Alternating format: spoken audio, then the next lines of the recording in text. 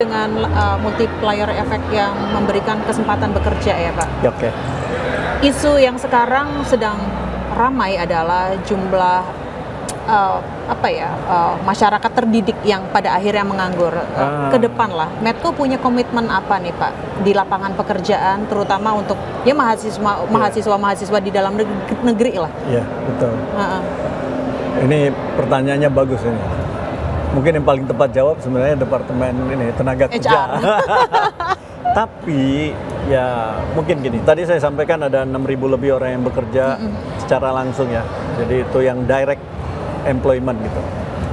Tapi juga melalui kita punya operasi, kita ada kesempatan orang-orang yang bekerja lewat company lain gitu kan, seperti kontraktor kita, ini kita udah lebih 15.000. Kemudian di luar itu lagi mungkin services kontrak yang lainnya itu yang untuk sekali-sekali datang dan ini juga yaitu memberi kesempatan kerja juga. Nah, apakah itu cukup untuk memberikan pekerjaan kepada semua orang? Saya kira itu tantangannya ya kita negara lah ya gitu. Ya, saya ekosistem kira, ya, saling mendukung ya, regulasi. Betul. Semua itu perlu bekerja sama. Kayak Pak Presiden bilang kolaborasi. Yang kita lakukan secara langsung, walaupun mungkin skalanya untuk nasional itu masih kecil, itu kita selalu berusaha di daerah di mana kita beroperasi itu mendorong juga tenaga kerja dari lokal. Ya. Contohnya di Aceh.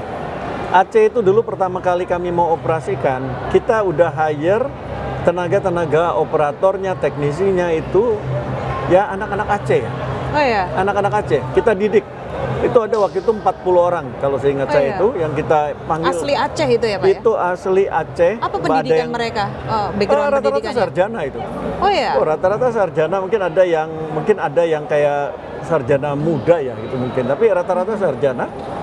Tapi kita didik, aduh ceritanya kalau yang itu ya luar biasa lah. Ada orang yang waktu anak-anak itu mau datang aja nggak ada ongkos istilahnya ini. Tapi kalau kita ya, saya kira bukan hanya saya, kami itu merasa bahwa itu satu yang luar biasa. Kita ajak anak-anak itu, kita didik, kemudian sampai sekarang mereka itulah bagian yang mengoperasikan plan di Aceh.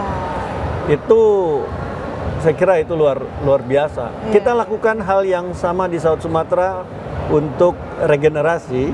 Kita ambil anak-anak juga yang dari lingkungan, ya tentu ada yang ring 1 istilahnya, ada yang lebih luas. Yang kita didik menggantikan orang-orang yang udah mau pensiun. Nah, apakah kecepatan itu cukup? Saya rasa enggak ya. Itu harus seluruh ya memang harus banyak lah gitu ya pihak yang melakukan hal yang sama. Baru jumlahnya itu sangat meaningful untuk negara ya, saya kira gitu ya. Ya mudah-mudahan terus berkontribusi ya Pak ya, baik dari organik rekrutmennya maupun anorganik dengan subkontraktor ya. Tapi gini, kita balik lagi ke industrinya, artinya antusiasme yang saya baca di sini banyak mahasiswa yang datang ke IPA Convex 49 ini, artinya mereka cukup punya optimisme di masa depan industri migas kita ya Pak ya. Balik lagi tentang isu migasnya nih Pak, sedikit lagi. Diversifikasi, sustainability itu kan menjadi isu ya Paris Agreement ya kan Pak ya. Eropa memilih diversifikasi, Amerika memilih dekarbonisasi. Meskipun akhirnya Presiden Trump ada pola U-turn itu yang drill baby drill gitu. Beda. Saya melihatnya Bapak mengkombinasikan ya, tidak mengkultuskan salah satu kiblat, saya mau diversifikasi nggak berjalan bersamaan ya Pak ya. Betul. Dan itu akan menjadi komitmen Medco Energi? Itu sudah jadi komitmen kita. Jadi Medco itu kami punya strategi dalam sustainability. Itu kan kita buat bahwa target kita itu untuk mencapai net zero di 2050 untuk scope 1 dan 2. Scope 3 kita taruh di 2060. Ya, itu mungkin lebih sulit ya untuk scope 3 itu karena udah hubungan dengan orang lain sekali. Tapi untuk scope 1 dan 2 so far kita punya interim target sebelum 2050 yaitu di tahun ini itu sudah tercapai. Dari sisi GHG, greenhouse gas, juga dari sisi metan emission. Nah, satu lagi yang kami taruh kalau di presentasi kayak 2 hari yang lalu itu juga dari komposisi tadi, diversifikasi. Jadi kita punya target untuk energi baru terbarukan, itu kita monitor juga. Jadi memang kita lakukan dua-dua. Usaha terus kita lakukan karena energi orang butuhkan. Mau dari fosil, mau dari EBT. Itu untuk negara-negara yang sedang membangun seperti kita ini ya, semua yang kita istilah bisa produksikan itu dibutuhkan. Saya kira sebenarnya itu, mahal mana sih Pak investasinya renewable energy dan fosil energi Pak? Sama mahalnya. Untuk ya mahalnya sama. Saya kira kembalinya tergantung kepada tadi lah. Harganya ini mana yang bisa lebih baik gitu kan. Saya kira renewables itu tetap saat ini masih lebih mahal untuk membuatnya. Karena ya dia tuh mahal untuk teknologi dan pembangunannya dan returnnya mungkin tidak terlalu cepat. Tapi ya karena komitmen tadi. Komitmen itu mahal memang ya Pak. Kita bangun dua-dua. Tentunya sebagai perusahaan bisnis nggak bisa rugi lah ya. Kita kalau rugi kita nggak akan bisa lakukan.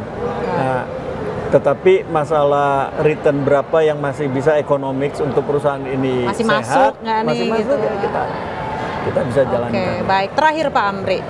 Targetnya nih setelah ada Forel, ada Terubuk juga, what next untuk nambah lifting? Nah, untuk Terubuk mungkin sedikit informasi. Proyek yang sekarang sudah berproduksi itu sebetulnya baru setengah. Jadi tetapi perhitungan produksinya udah dimasukin semua. Setelah itu kalau untuk Natuna kita ada blok baru namanya Beluga, eksplorasi Beluga. Itu target kita adalah untuk kita bisa drill satu eksplorasi well yang semoga sukses, doain juga ya. Semoga sukses itu, kalau nggak tahun ini paling lama tahun depan kita harapkan kita udah bisa drill untuk Beluga. Kalau di koridor kita sekarang lagi mulai ini program drilling. Kita sebenarnya udah ada dari tahun lalu. Kemudian sekarang kita akan mulai series of drilling dari mulai tahun ini ya, semoga bisa berjalan 2 tahun 3 tahun ke depan. Untuk kalau dibilang menambah, mungkin yang pertama mempertahankan dulu. Karena decline-nya itu yang penting nggak turun aja. Nah, harapan kita ya kalau turun ya selandai mungkin lah gitu. Turunnya gini ya ini bisa gitu dikit lah gitu ya. Turunnya kemungkinan kan turun, tapi kecuali kita dapat lagi penemuan yang baru. Jangka panjangnya Pak Amri belum terjawab. Kira-kira komposisinya akan seperti apa nih fosil dan renewable energy jangka panjang? Kalau untuk dunia mungkin susah saya bicara gitu ya. Tetapi kalau untuk Medco tadi, ya kita akan terus berinvestasi di semua lini bisnis kita tadi, ya khususnya di dua yang upstream dan midstream atau power tadi. Ya kami akan terus berinvestasi lah. Kita investasi di negara ini, Southeast Asia. Kami punya fokus itu kan, kami punya fokus itu Indonesia, Southeast Asia, sama Middle East saat ini. Jadi di Oman itu salah satunya kita mulai mengambil participating interest, yang mulai juga berproduksi secara ya untuk kaminya udah mulai dapat lah dari tahun ini ya. Tahun ini kita udah mulai dari tahun lalu sebenarnya sebagian, tapi tahun ini harusnya 1 tahun kita penuh dapat. Ya kami melihat tadi kebutuhan energi akan terus meningkat.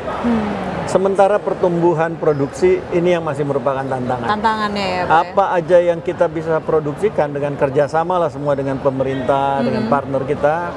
Kami percaya bisa diserap oleh pasar, itu aja.